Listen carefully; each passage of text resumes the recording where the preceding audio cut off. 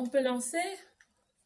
Bonsoir à vous tous, bonsoir Bruxelles, bonsoir à tous nos auditeurs et auditrices. Vous êtes sur la radio Mara FM ici à Bruxelles.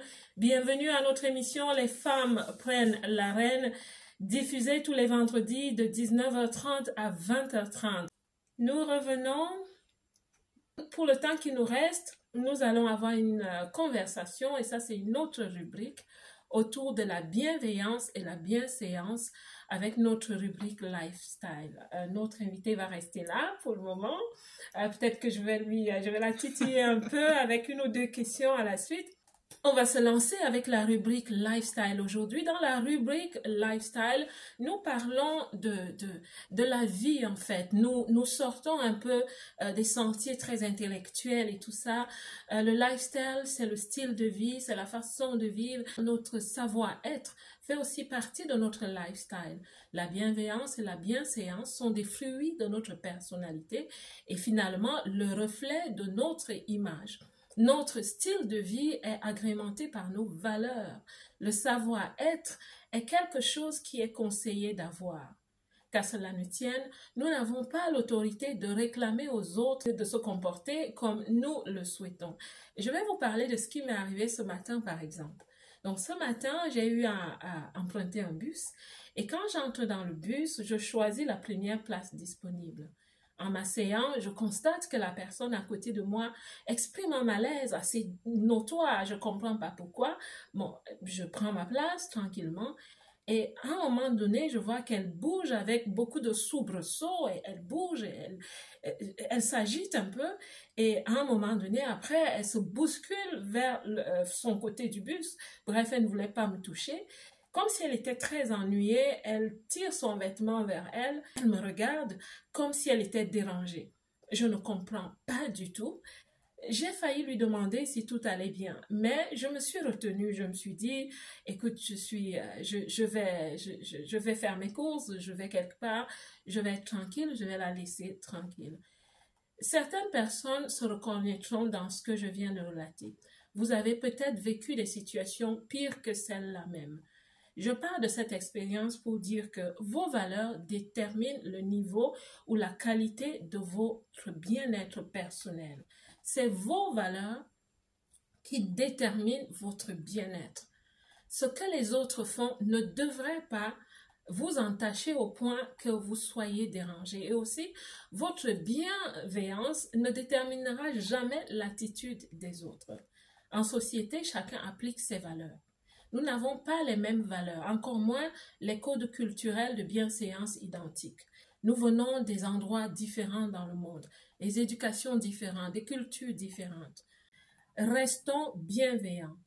Vous ne savez pas ce que certaines personnes traversent en ce moment donné. On ne peut jamais deviner le fardeau des autres. La bienveillance, c'est aussi la compassion. Parce que quand quelqu'un se comporte d'une certaine façon avec nous, le conseil royal, c'est que nous restions bienveillants envers cette personne, même si nous ne comprenons pas. Et dans un autre cadre, certaines personnes vivent avec des croyances limitantes. Elles ont des lunettes mentales sélectives qui leur donnent de traiter les autres avec condescendance. C'est leur culture interne. On n'est pas responsable de ça. Et même jusque-là, ce n'est pas de notre responsabilité de les redresser. Par contre, c'est de notre responsabilité de faire valoir nos valeurs afin de participer à une société plus viable. Je sais que ce n'est pas facile, mais à la fin, je vous assure, il est bon de pouvoir s'arrêter et de dire que le faible ose dire « je suis fort ». Parce qu'en fait, vous n'êtes pas faible quand vous agissez pour pérenniser la paix, pour pérenniser les bonnes valeurs. Vous n'êtes pas faible. Et j'aime aussi beaucoup parler des valeurs universelles, les compétences universelles. C'est des choses que nous devons, j'ai appris moi, et beaucoup de personnes que je connais ont appris à développer et à cultiver. Ce sont des valeurs qui ne sont pas culturelles, elles sont humaines. Je dirais même qu'elles sont divines. Parce que quand on rencontre, disons, vous êtes dans un aéroport, vous rencontrez un Japonais et vous lui faites juste un sourire. il va vous rendre le sourire. L'amabilité est une compétence universelle. Quand vous êtes au travail et que vous faites très bien votre travail, un collaborateur qui ne parle pas votre langue comprend que vous êtes excellent. L'excellence est une valeur universelle. Quand vous voyez une maman qui a du mal avec ses enfants et que vous allez l'aider, même si vous n'échangez pas de mots, vous l'avez aidé, ce qu'elle va vous rendre, c'est un sourire parce que vous avez été aimable. L'amabilité est une valeur universelle, une compétence que je dirais divine. Au-dessus de tout, je sais que beaucoup de gens n'aiment pas souvent entendre parler du mot amour, surtout dans des contextes un peu, disons, professionnels, mais au-dessus de tout, l'amour est une valeur universelle. Tout le monde comprend l'amour. Tout le monde agit en fonction de l'amour. Tout le monde répond bien à l'amour. Donc, voilà les valeurs universelles. Voilà donc ce dont je voulais vous parler dans cette rubrique lifestyle, les codes de la vie. Nos codes ne sont pas les codes des autres, mes chers auditeurs et auditrices de cette émission. Non. Et nous n'allons pas imposer nos codes aux autres. Les autres ne peuvent pas nous imposer leurs codes parce que parfois on ne comprend pas les codes des autres. Je ne sais pas, quelqu'un pourra peut-être me le confirmer ou infirmer. J'ai appris qu'il y a des cultures, vous n'êtes pas en vidéo, vous n'allez peut-être pas voir cette vidéo. Quand quelqu'un, disons, hoche la tête dans certaines cultures, c'est qu'il dit non. Alors que quand vous arrivez dans une culture où on dit oui en hochant la tête, on comprend. Donc, vous imaginez à quel point des conflits peuvent naître, parfois même sournois, parce qu'on ne se comprend pas. Donc, la bienveillance, la bienséance nous aideront à vivre des vies plus paisibles, à vivre en sérénité avec nous-mêmes. Et j'ai ajouté la compassion.